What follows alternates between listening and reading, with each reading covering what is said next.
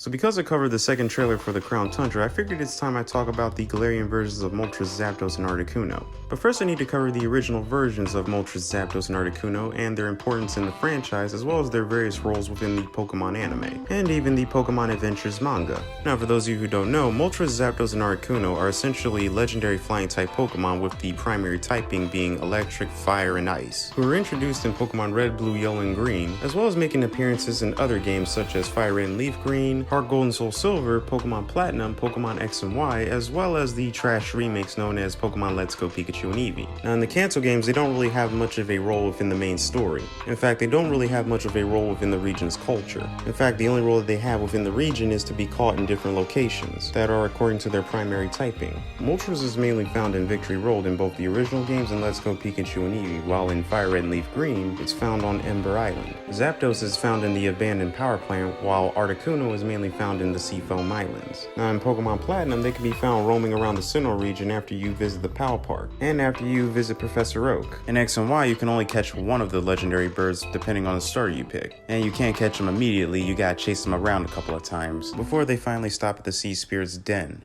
Now in the Pokemon anime, they don't really have much of a role there. In fact, they've only made a couple of small appearances in the episodes. Now in the Pokemon movie known as Pokemon the Movie 2000, they wind up having a bigger role within the plot of the movie, mainly because they're tied to the energy of the ocean's current, and if they're disturbed, then the world comes to an end. Because of course. In order to bring balance back to the world, the Pokemon Lugia has to stop them, which is kind of similar to Rayquaza. Now aside from having a large role within this movie, they also made several appearances throughout the different types of Pokemon manga, and in the Pokemon Adventures manga, they actually had a large role within the last parts of the Red and Blue arc, because throughout the manga, Team Rocket has actually been searching for the 3 legendary birds to perform an experiment that will combine all 3 Pokemon together to form a Chimera Pokemon that has the combined powers of all 3 birds.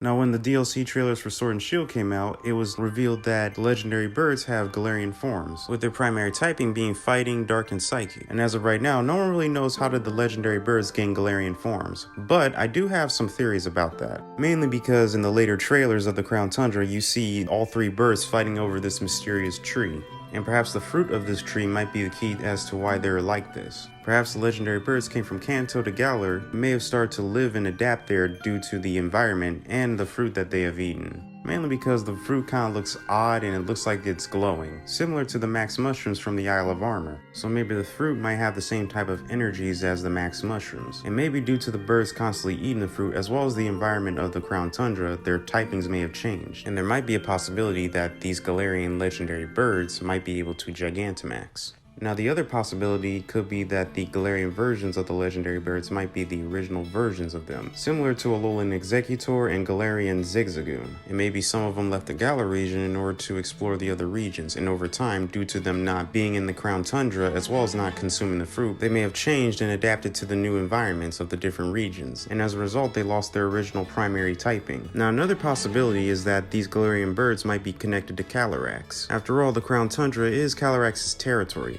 and maybe they possibly assisted it along with Zacian and Zamazenta in fighting the Dynamax and Gigantamax rampaging Pokemon, as well as Eternatus. And after the battle, they went back to the Crown Tundra and went into hiding, and as a result, they wound up being forgotten by the people of Galar, along with Zacian and Zamazenta, and only a few people know of their existence. Or it could all be one big coincidence, and I could be looking too much into it. But hey, it is what it is.